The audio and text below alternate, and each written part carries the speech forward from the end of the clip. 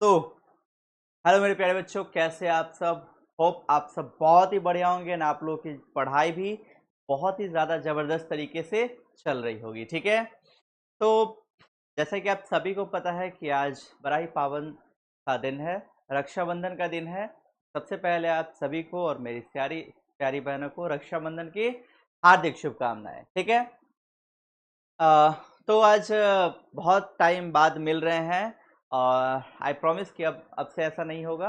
अब से हम हर दिन मिलेंगे और हर शाम को हम मिलेंगे। ठीक है, एवरी डे, प्रतिदिन हम लोग मिलेंगे और अपना लेक्चर कंटिन्यू करेंगे और अपने 11th का सिलेबस, 12th का सिलेबस भी कंटिन्यू करेंगे। ठीक है, अब बीच में कोई एरर नहीं आएगी, कोई दिक्कत नहीं आएगी। बीच में थोड़ी सी प्रॉब्लम्स हो रही थी तो उसके कारण थोड़ा सा इश्यू आ गया था, बट अब ऐसा कुछ भी नहीं होगा। ठीक है, तो एक थोड़ा सा छोटा सा लाइन हो जाए। सो रक्षाबंधन का त्योहार है, रक्षाबंधन का त्योहार है, हर तरफ खुशियों की बौछार है।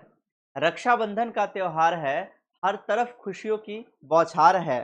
बंधा एक रेशम की डोरी में, बंधा एक रेशम की डोरी में, अटूट भाई बहन का प्यार है। ठीक है, तो चलिए बिना देरी के स्टार्ट करते हैं हमारा आज का सेशन, जिसमें आज आपको हम बताएंगे क्लास 11th के चैप्टर इंट्रोडक्शन के बारे में। क्योंकि देखिए, जब भी हम किसी चीज़ के बारे में पढ़ते हैं तो सबसे पहले उसको सुपरफिशियली ऊपर से जानना बहुत ही ज़्यादा ज़रूरी होता है।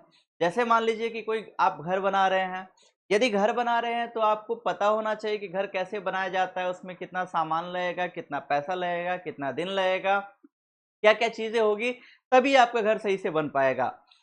तो जब हम अपने सिलेबस के बारे में पढ़ेंगे तो सिलेबस के बारे में पढ़ने से पहले, यानी कि अपने चैप्टर के अंदर में जो कंटेंट दिया हुआ है उसको पढ़ने से पहले बहुत ही ज़्यादा ज़रूरी है कि आपको अपने सिलेबस के बारे में पता होना चाहिए कि आपका सिलेबस कितना है और आपको उसमें से कितना पढ़ाई करना है। तो देखिए मेरे प्यारे बच्चों, आप लोग अभी हैं क्लास 11th में। ठीक है, आप लोग अभी हैं क्लास 11th में। तो जब आप लोग 12th पास कीजिएगा, 12th पास करने के बाद जब आप लोग नीट का एग्जाम दीजिएगा तो नीट के एग्जाम में टोटल आपको 90 क्वेश्चन मिलेंगे, 90 क्वेश्चन, और हर क्वेश्चन 4 नंबर का होगा। यानी कि आपको अकेला बायोलॉजी से 360 मार्क्स मिलेगा। ठीक है, इसीलिए याद रहे कि आपका बायोलॉजी वीक नहीं होना चाहिए। बायोलॉजी आपको मार्क्स देता है और फिजिक्स आपकी रैंक इंप्रूव करता है, ये बात याद रखिएगा। ठीक है, तो नीट आपका टोटल 720 मार्क्स का होगा, जिसमें से 180 केमिस्ट्री से, 180 फिजिक्स से, एंड दोनों को जितना मिला लीजिएगा तो 360 नंबर आपको बायोलॉजी से मिलेगा। जिसमें से 11th का अच्छा खासा पोर्शन रहता है, 11th से अच्छा खासा क्वेश्चन पूछा जाता है, और साथ ही साथ जब आप 12th के चीज़ों को पढ़ेंगे और 11th का चीज़ आप अच्छे से पढ़े हुए रहेंगे तो आपको 12th वाला चीज़ और ज़्यादा आसान हो जाएगा, वो आपके लिए और ज़्यादा ईजी हो जाएगा। ठीक है, इसीलिए 11th को अच्छे से पढ़िएगा, मेरा रिक्वेस्ट है। पिछले का वीडियोस भी था आपके यूट्यूब पे मैंने डाल दिया हुआ था, लेकिन पीछे का मैं आपको प्रेफर नहीं कर रहा हूं, इसीलिए प्रॉपर आपकी क्लासेस ले रहा हूं। शुरू से लेकर एंड तक आपको पूरा 11th और पूरा 12th बहुत ही बढ़िया तरीके से फिनिश करवाएंगे और आपके एग्जाम से 2-3 महीना पहले पूरा सिलेबस खत्म करेंगे, जैसे कि आपको रिवीजन और टेस्ट का टाइम भी अच्छे से मिल जाए। तो आई प्रॉमिस कि आपको नीट बायो के लिए आपको कहीं से और कुछ भी नहीं करना पड़ेगा। जितना मैं पढ़ा दूँ, जितना आपको मैं कंटेंट दे दूँ, जितना आपको नोट्स दे दूँ, उस नोट्स को आप अच्छे से पढ़िएगा। और साथ ही साथ आप, क्योंकि मैंने पहले ही मैं हर स्टूडेंट को बता रखा है, हर स्टूडेंट को मैं ये कहता हूँ जिनको भी मेडिकल फील्ड में आना हो उनके लिए, नीट के लिए गीता, बाइबल, कुरान जो भी बोलिए सब के सब एनसीईआरटी है। तो नो डाउट जब आपका, जैसे जैसे आपको मैं सिलेबस कंप्लीट करवाते चलूँ वैसे वैसे उन चैप्टर्स का आप एनसीईआरटी भी रीड करते चलिएगा। हालांकि चैप्टर कंप्लीट होने के बाद एनसीईआरटी रीडिंग भी मैं यहाँ पे करवाऊंगा, लाइन बाय लाइन एनसीईआरटी के हर एक लाइन को समझाऊंगा, हर एक क्वेश्चन को करवाऊंगा। डोंट वरी, आपको बायो का सारा सॉल्यूशन आपको कहीं पे मिलेगा, तो आपको यहाँ पे मिलेगा, आपको और कहीं भटकना नहीं पड़ेगा। तो जिन्होंने अब तक वीडियो को लाइक नहीं किया है, लाइक कर लीजिए, चैनल को सब्सक्राइब कर लीजिए।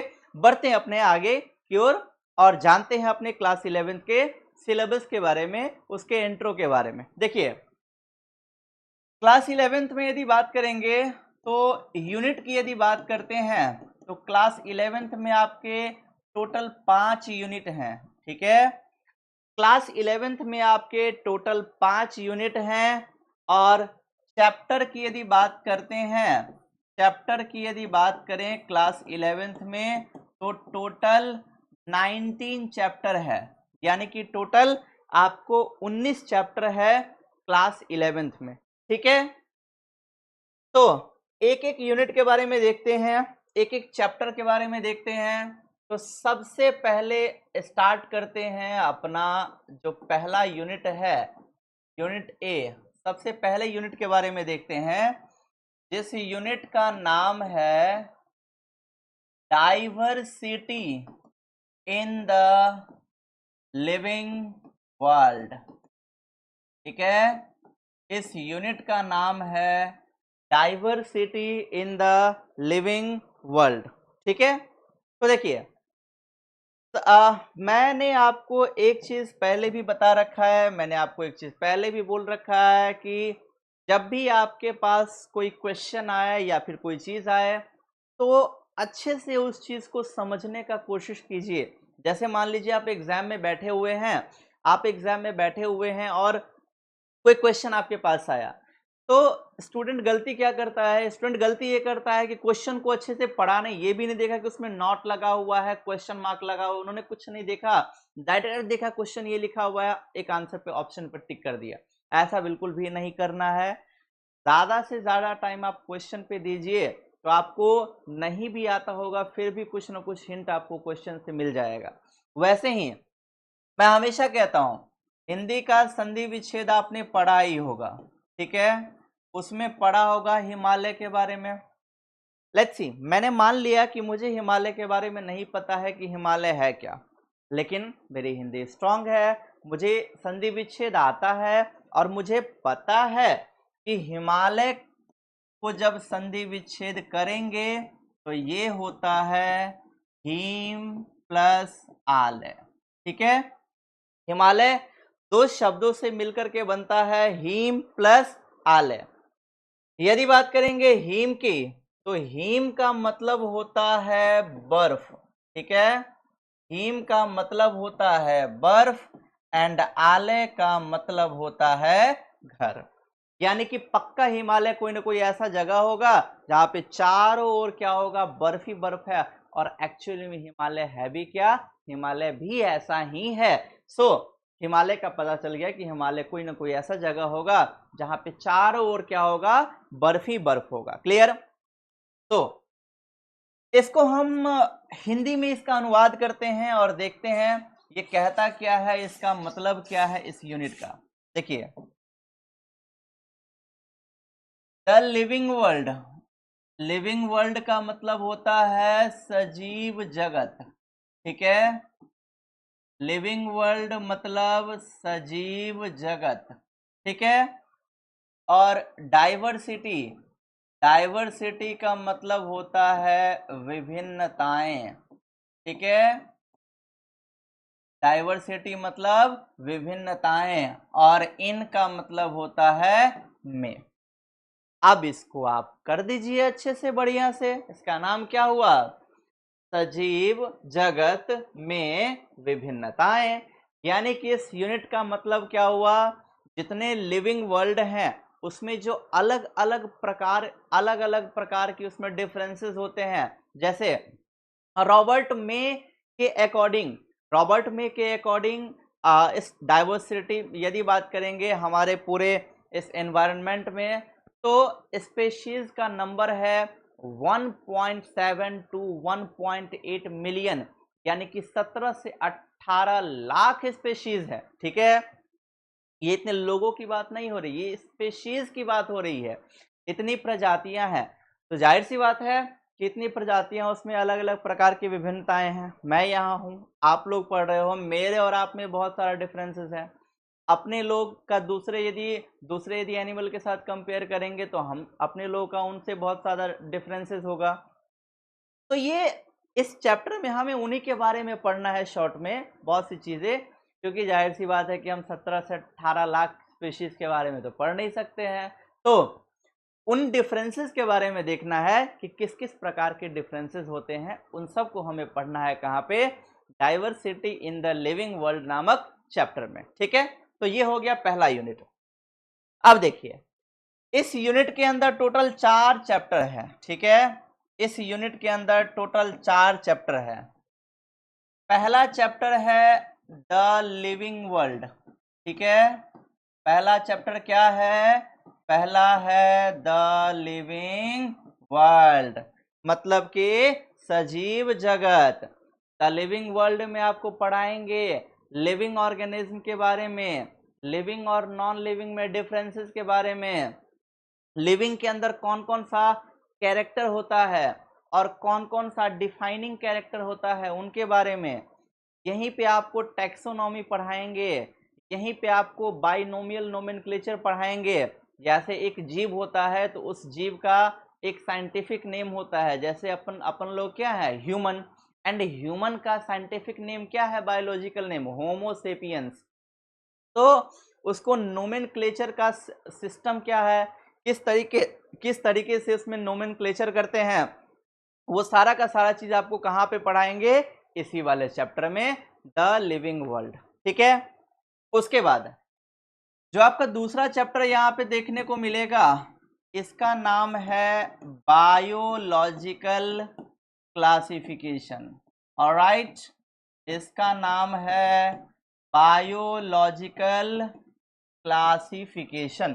ठीक है, हिंदी में इसको बोलते हैं जैविक वर्गीकरण।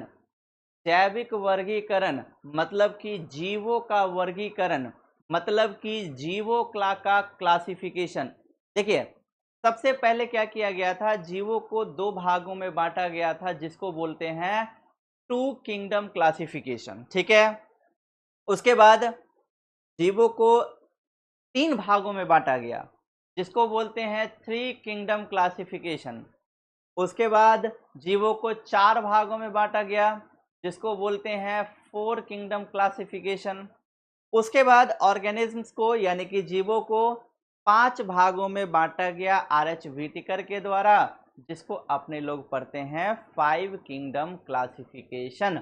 और अभी जो आपके सिलेबस में भी है वो है 5 किंगडम क्लासिफिकेशन। ठीक है, जिसमें जीवों को 5 भागों में बांटा गया था, मोनेरा, प्रोटिस्टा, फंगी, प्लांटी और एनिमेलिया।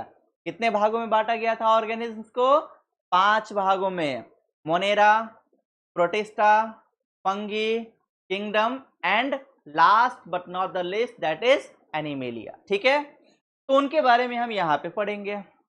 उसके बाद इस यूनिट का जो 3rd चैप्टर है, इस तीसरे वाले चैप्टर का नाम है इस वाले चैप्टर का नाम है प्लांट किंगडम।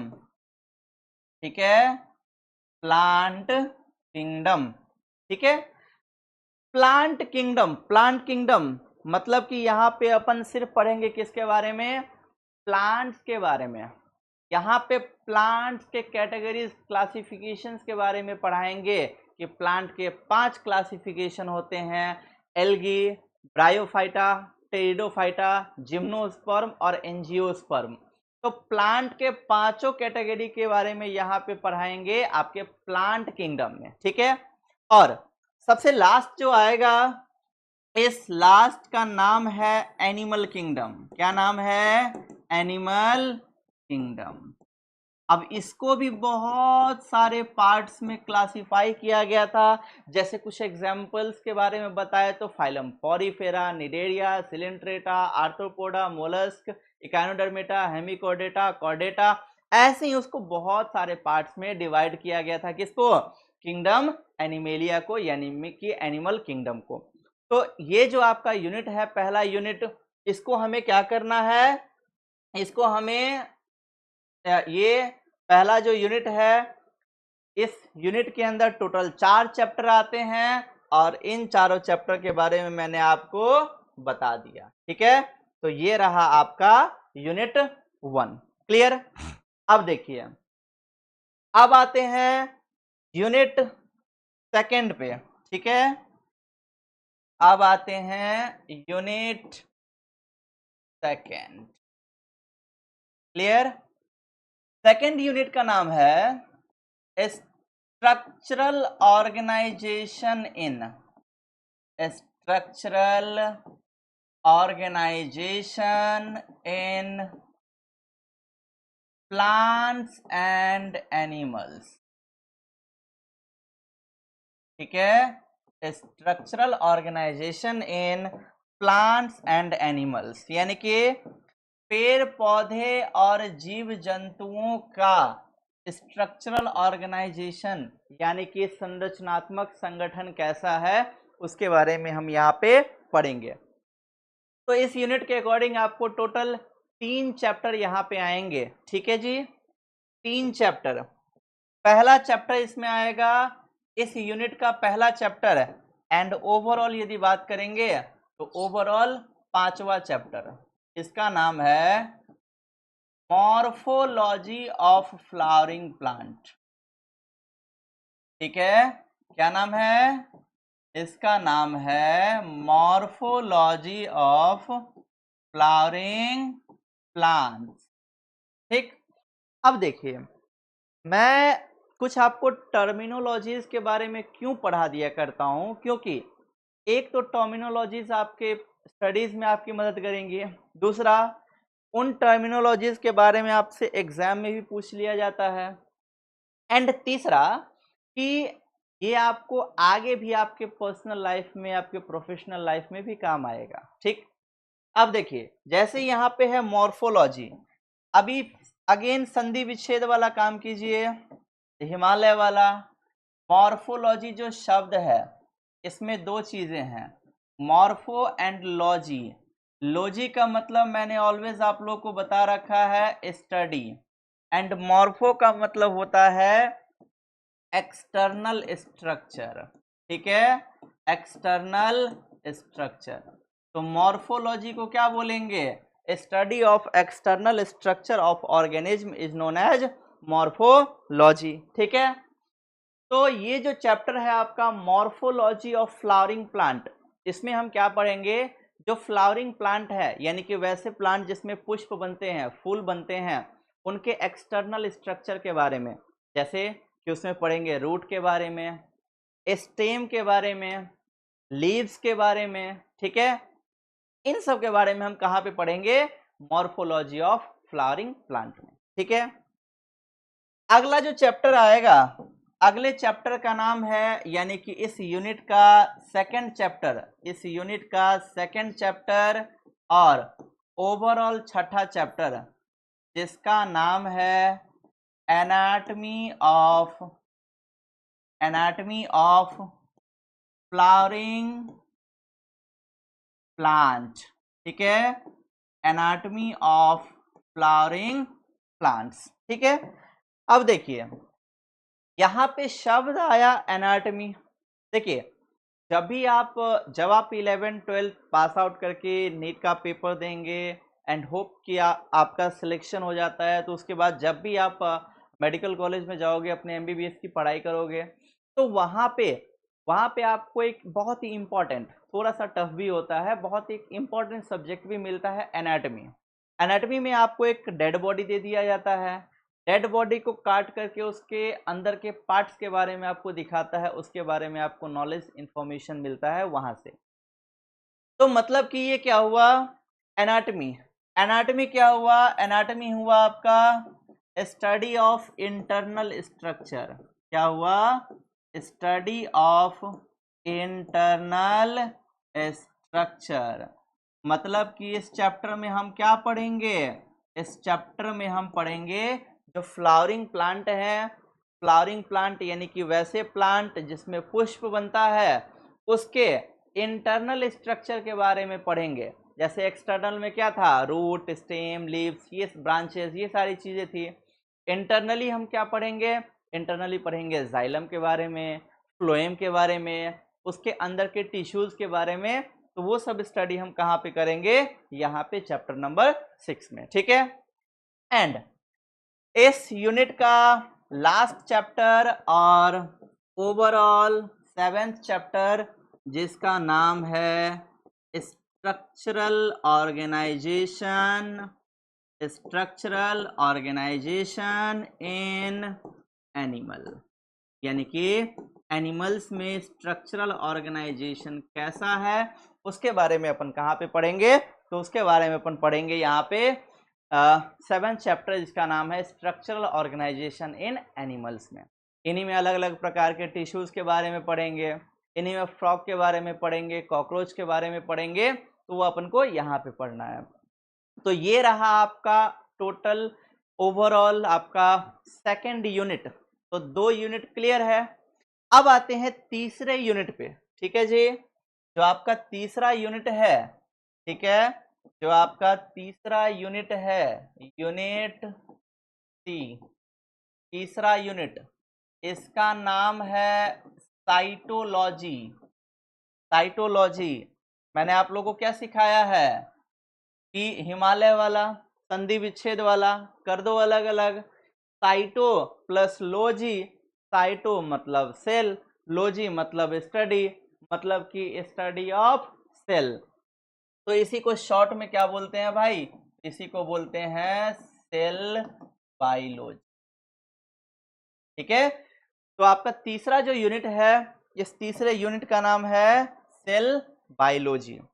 तो जाहिर सी बात है कि सेल बायोलॉजी में हम सेल के बारे में पढ़ते हैं, ठीक है। तो सेल साइटोलॉजी में जो इसका पहला चैप्टर है एंड ओवरऑल आपका 8वां चैप्टर, जिसका नाम है cell the unit of life, ठीक है, इसका नाम है cell the unit of life, ठीक है जी। मतलब कि यहाँ पे क्या बोल रहा है कि सेल के बारे में अपन लोग पढ़ेंगे कि सेल क्या होता है, सेल की खोज कब हुई, डेड सेल था, लिविंग सेल था, कहाँ पे खोज हुई उसकी, सेल थ्योरी यहाँ पे पढ़ेंगे, सेल के टाइप्स पढ़ेंगे, सेल के अंदर क्या क्या चीज़ें होती है, उनका फंक्शन क्या है, वो सारा का सारा अपन कहाँ पे पढ़ेंगे, यहाँ पे cell the unit of life नामक चैप्टर में पढ़ेंगे। एंड इस यूनिट का 2nd chapter and overall 9th chapter, जिसका नाम है बायोमॉलिक्यूल्स। अब देखिए, ये जो आपका बायोमॉलिक्यूल है ना, बायो एक तो आ गया आपका बायो मतलब बायोलॉजी, और दूसरा आपका आ गया मॉलिक्यूल मतलब केमिस्ट्री। यानी कि आपको मैं यहाँ पे 2 चीज़ें के बारे में पढ़ाऊंगा, बायोलॉजी भी पढ़ाऊंगा और केमिस्ट्री का टीचर भी बन जाऊंगा, तो केमिस्ट्री भी पढ़ाऊंगा। तो इस वाले यूनिट में आपको पढ़ाऊंगा बायोमॉलिक्यूल्स, यानी कि वैसे मॉलिक्यूल्स जो हमारे बॉडी के अंदर में प्रेजेंट हैं, इन्हीं के टाइप्स पढ़ाऊंगा, मैक्रोमॉलिक्यूल, माइक्रोमॉलिक्यूल, एंजाइम्स के बारे में, इन सब के बारे में कहाँ पे पढ़ाना अपने को, यहाँ पे पढ़ाना है चैप्टर 9 बायोमॉलिक्यूल्स, ठीक है। और इस चैप्टर का लास्ट बट नॉट, इस यूनिट का last but not the least chapter, that is cell cycle and cell division. क्या है, cell cycle and cell division, ठीक है। देखिए, अपना जो सेल होता है ना, हर सेल का अपना अपना टाइम होता है। जैसे ह्यूमन सेल्स की यदि बात करते हैं तो ऑलमोस्ट 24 आवर्स में ये डिवाइड होता है, ठीक है।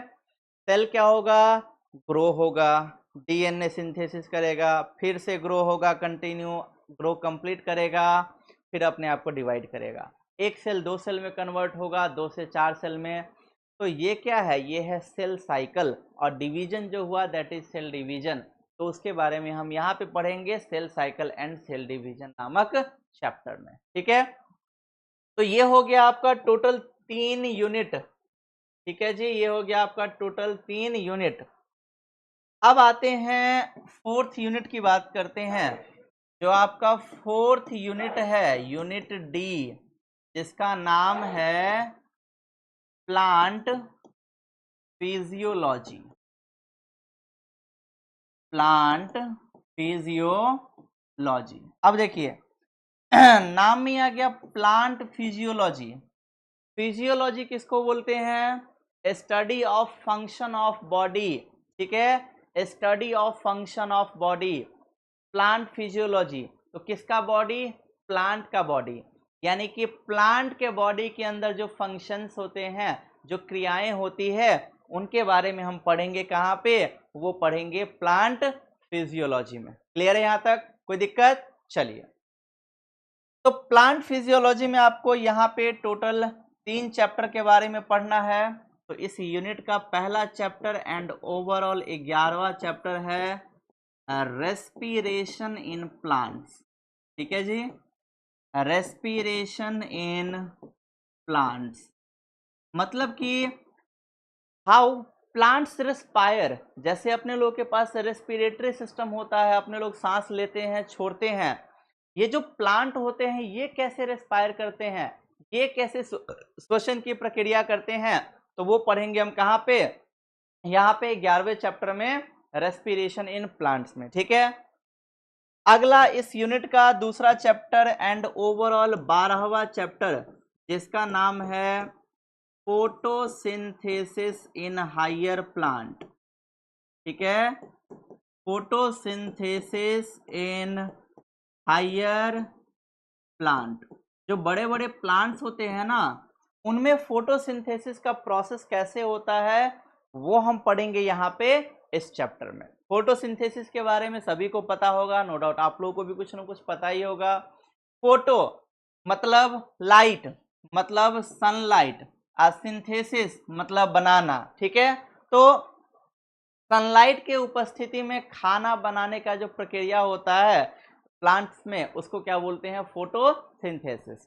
तो वो हायर प्लांट में कैसे होता है वो हम पढ़ेंगे यहाँ पे इस वाले चैप्टर में, 12th नंबर चैप्टर में। जो 13th नंबर चैप्टर आएगा आपका, इस चैप्टर का नाम है plant growth and development. Plant growth and development, यानी कि प्लांट में किस प्रकार से ग्रोथ होता है, ठीक है, और इसमें डेवलपमेंट किस तरीके से होता है, वो अपन कहाँ पे पढ़ेंगे? वो पढ़ेंगे इस वाले चैप्टर में, प्लांट ग्रोथ एंड डेवलपमेंट नामक चैप्टर में। ठीक है जी, क्लियर? जैसे अपने लोगों के बारे में जब पढ़ाऊंगा तो वहां पे बताऊंगा कि हमारे बॉडी को कौन कंट्रोल करता है? ब्रेन। ठीक है, किसके साथ मिलकर? हार्मोन्स के साथ मिलकर के। वैसे ही प्लांट के बॉडी में भी कुछ हार्मोन्स रिलीज होते हैं, उन हार्मोन्स के बारे में यहाँ पे बताएंगे, उनके फंक्शंस के बारे में यहाँ पे बताएंगे। तो ये सारी चीजें यहाँ पे बतलानी है। ठीक है जी, चलिए, ये हो गया आपका total 4 unit. And last but not the least, that is unit 5। क्या है? Unit 5 and one of my most favourite unit. ठीक है, दैट इज ह्यूमन फिजियोलॉजी। ठीक है, that is human physiology. And no doubt डॉक्टरी के बारे में आप पढ़ोगे, ठीक है, डॉक्टर से तो कुछ तो बेनिफिट होगा, कुछ तो स्पेशल आपको करवाएंगे यहाँ पे। एंड इस यूनिट को पूरे के पूरे, इसके अंदर जितने चैप्टर आएंगे उसमें आपको इतना अच्छे बढ़िया तरीके से बता दूंगा कि आपको मेडिकल का, डॉक्टरी का 15 से 20% तो आपको यहाँ पे बता ही देंगे। ठीक है, क्लियर है?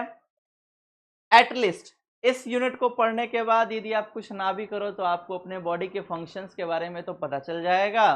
ठीक है, घर में यदि किसी का नॉर्मल तबीयत खराब होगा तो आप पता तो लगा सकते हो कि हाँ ये प्रॉब्लम्स हुई है, ये चीजें हुई है, हमें ये करना चाहिए। तो यहाँ पे आपको बहुत ही ज्यादा डिटेल में यहाँ पे बताऊंगा मैं ह्यूमन फिजियोलॉजी में। ठीक है, तो देखिए ह्यूमन फिजियोलॉजी, ह्यूमन फिजियोलॉजी का पहला chapter and overall 14th chapter, जिसका नाम है breathing and exchange of gases. ठीक है, जिसका नाम है breathing and exchange of gases. ठीक है, breathing and exchange of gases. अब देखिए एक आपने सुना होगा प्लांट के बारे में, एक है यहाँ पे ले लिए हम प्लांट और यहाँ पे ले लिए एनिमल। बाबूरे एक बात याद रखना, ठीक है, एक बात याद रखना। तो बोलेगी कि यहाँ पे कैमरा ये रहा सामने में, ठीक है, बोलेगी मैं, तुम नहीं खाओगे, मैं नहीं खाऊंगी, ये वो इस टाइप का, ठीक है। पता नहीं है, कैमरा फेस पे है, प्लेट नीचे है, ठीक है, वीडियो कॉल कटा, बस शुरू, ठीक है। तो भरोसा किस पे करना है, उस पे नहीं कर सकते, किस पे कर सकते हैं, इस पे। इसीलिए आपने हर बर्थडे पे या फिर कोई फंक्शन है तो उसमें एक एटलीस्ट प्लांट को जरूर लगाओ, वृक्षारोपण जरूर करो, क्योंकि ये हमारे लिए बहुत ही ज़्यादा ज़रूरी है। वैसे ही हमारे इन्वायरमेंट में ऑक्सीजन लेवल अब धीरे धीरे कम हो रहा है, ठीक है, क्योंकि इंडस्ट्रियलाइजेशन ज़्यादा हो रहा है। तो क्यों ये ज़्यादा ज़रूरी है, क्योंकि प्लांट क्या देते हैं अपने को, प्लांट देते हैं ऑक्सीजन, हम क्या देते हैं प्लांट को, हम देते हैं कार्बन डाइऑक्साइड। तो बोलते हैं ना, तेरे बिना मैं ना रहूं, मेरे बिना तू। वैसे ही कंडीशन कुछ यहाँ पे है। यदि प्लांट्स ना हो तो एनिमल्स का कोई अस्तित्व नहीं है, और यदि एनिमल्स ना हो तो प्लांट का कोई अस्तित्व नहीं है, ठीक है। तो ये चीज याद रखिएगा। तो वैसे ही ब्रीदिंग की बात करते हैं, ब्रीदिंग सांस लेना छोड़ना दो टाइप का होता है। इंस्पिरेशन, इसको क्या बोलते हैं, इंस्पिरेशन, छोड़ रहे हैं, एक्सपीरेशन, ठीक है। जबरदस्ती जैसे अपने लोग नॉर्मली ले रहे हैं तो इंस्पिरेशन, और फोर्सफुली, इसको क्या बोलते हैं, फोर्सफुल इंस्पिरेशन, और इसको क्या बोलते हैं, फोर्सफुल एक्सपीरेशन, ठीक है। तो ये सारा आपको पढ़ाएंगे यहाँ पे। साथ ही साथ जैसे ये गैसेस का एक्सचेंज हो रहा था, तो ये कहाँ पे हो रहा है, ये हो रहा है अपने इन्वायरमेंट में। लेकिन अपने बॉडी में ये यहाँ पे देखिए, हमारा जो हार्ट होता है वो बिल्कुल थोरेसिक रीजन में यहाँ पे होता है, बीच में, इधर नहीं, ये नहीं टूटता, ठीक है। ये लीवर है, सॉरी लीवर कहा गया, सॉरी, ये लंग्स है, क्लियर। तो ये जो थोरेसिक रीजन है ना, इस थोरेसिक रीजन में यहाँ पे बिल्कुल सेंटर में प्रेजेंट होता है हार्ट, दोनों साइड लंग्स, ठीक है। तो लंग्स के अंदर बहुत छोटा छोटा सा अंगूर के दाने जैसा होता है, जिसको बोलते हैं एल्वियोलाई। उसी एल्वियोलाई के अंदर क्या होता है, उसी एल्वियोलाई के अंदर ऑक्सीजन और कार्बन डाइऑक्साइड का एक्सचेंज होता है। एल्वियोलाई के अंदर गया ऑक्सीजन, एल्वियोलाई से निकला कार्बन डाइऑक्साइड, तो इसीलिए एल्वियोलाई को बोलते हैं site of exchange of gases. तो उन सब के बारे में कहाँ पे पढ़ाएंगे आपको, यहाँ पे पढ़ाएंगे आपको, यानी कि breathing and exchange of gases वाले चैप्टर में आपको पढ़ाएंगे, बहुत ही अच्छे से, बहुत डीपली आपको पढ़ाएंगे, डोंट वरी, क्लियर। अब ह्यूमन फिजियोलॉजी का second chapter and overall 15th chapter, जिसका नाम है बॉडी फ्लूइड एंड सर्कुलेशन। क्या नाम है, बॉडी फ्लूइड एंड सर्कुलेशन, ठीक है। देखिए, बॉडी फ्लूइड की बात करते हैं तो अपने बॉडी के अंदर जो फ्लूइड प्रेजेंट होते हैं, जैसे कि आपको हो गया ब्लड हो गया, लिम्फ हो गया, प्लाज्मास हो गए, तो इन सब के बारे में कहाँ पे पढ़ना है, इस चैप्टर में पढ़ना है। और आप लोग सुने होंगे कि ये हो गया कि लव का कनेक्शन जो होता है वो कहाँ से होता है, वो लव का कनेक्शन हार्ट से नहीं होता। लोग को लगता है ना कि ये हो गया, ये ब्रेक हो गया, इस टाइप का, तो इससे कनेक्शन नहीं होता उसका। उसका कनेक्शन किससे होता है, इससे होता है, हमारे ब्रेन से होता है। जब भी किसी के साथ ज़्यादा टाइम स्पेंड किया जाए तो हमारे ब्रेन में 3 हॉर्मोन्स रिलीज होते हैं, डोपामिन, ऑक्सीटोसिन और सेरोटोनिन, ठीक है, जिसके कारण उस पर्सन के साथ थोड़ा सा अट्रैक्शन होता है। इसीलिए इन तीनों हार्मोन्स को क्या बोला जाता है कि लव हार्मोन, या फिर लव का फॉर्मूला डोपामिन, ऑक्सीटोसिन और सेरोटोनिन, ठीक है, 3। तो वहां पे इस चैप्टर में पढ़ाएंगे आपको हार्ट के बारे में। तो हार्ट का काम वो नहीं था, हार्ट का काम क्या होता है, ब्लड को सर्कुलेट करना, यानी कि बॉडी फ्लूइड को सर्कुलेट करना, ठीक है। तो यहाँ पे बॉडी फ्लूइड के बारे में पढ़ेंगे और उनका सर्कुलेशन पढ़ेंगे, कैसे वो लंग्स तक जाता है, लंग्स इम्प्योर ब्लड को प्योर ब्लड बनाया और लंग्स से फिर हार्ट में आया और फिर हार्ट पूरे बॉडी को दे देता है। ये पूरा फंक्शन कहाँ पे, इस वाले चैप्टर में पढ़ेंगे। नाउ ह्यूमन फिजियोलॉजी का third chapter and overall 16th chapter, जिसका नाम है excretory product and there elimination. ठीक है, इसका नाम है excretory product and there elimination and there elimination. Excretory product in the sense क्या बोलते हैं, एक्सक्रेटरी प्रोडक्ट किसको बोलते हैं, वैसे प्रोडक्ट जिसको एक्सक्रेशन के माध्यम से अपने बॉडी से बाहर निकाला जाए। ठीक है, जैसे अपने बॉडी वो प्रोसेस जिसमें अपने बॉडी से एक्सक्रेटरी प्रोडक्ट को बाहर निकाला जाए उसको बोलते हैं एक्सक्रेशन, और वो जो प्रोडक्ट होता है that is excretory product, toilet, urine, ये सब। तो उनके बारे में यहाँ पे पढ़ाएंगे, साथ ही साथ किडनी के बारे में, किडनी का क्या रोल होता है वहाँ पे, साथ ही साथ डायलिसिस के बारे में, जिनका किडनी खराब हो जाता है क्या वो एक किडनी पे जीवित रह सकते हैं, दो किडनी ना हो तो जीवित रह सकते हैं, वो सारा का सारा चीज यहाँ पे पढ़ाएंगे excretory product and there elimination में। ठीक है, चलिए उसके बाद है अगला 17th chapter and human physiology का 4th चैप्टर, जिसका नाम है locomotion and movement. Locomotion and movement. देखिए प्यारे बच्चों, यहाँ पे जो बताना है, यहाँ पे बेसिकली आपको पढ़ाएंगे हम स्केलेटल सिस्टम के बारे में। ठीक है, ऐसा भी नहीं सिर्फ लिख करके, नो, स्केलेटन के साथ पढ़ाएंगे, स्केलेटन के साथ बताएंगे यहाँ पे कौन कौन सी हड्डियां होती है, फ्रंटल, पेराइटल, ऑक्सीपिटल, ठीक है, clavicle, scapula, humerus, radius, ulna, carpal, metacarpal, phalanges, सबके बारे में आपको बताएंगे। ठीक है, एक एक करके दिखाते हुए आपको बताएंगे। तो यहाँ पे आपको पढ़ाएंगे स्केलेटल सिस्टम के बारे में। उसके बाद ह्यूमन फिजियोलॉजी का 5th chapter and overall 18th chapter, जिसका नाम है neural control and coordination. Neural control and coordination. ठीक है, हमारा ब्रेन हमारे बॉडी को कैसे कंट्रोल करता है, कैसे कोऑर्डिनेट करता है, हाइपोथैलेमस ग्लैंड, उन सब के बारे में कहाँ पे पढ़ाएंगे, यहीं पे पढ़ाएंगे न्यूरल कंट्रोल एंड कोऑर्डिनेशन वाले में। ठीक है, एंड ह्यूमन फिजियोलॉजी का लास्ट चैप्टर एंड आपके सिलेबस का भी last but not the least, that is the chapter chemical control and coordination.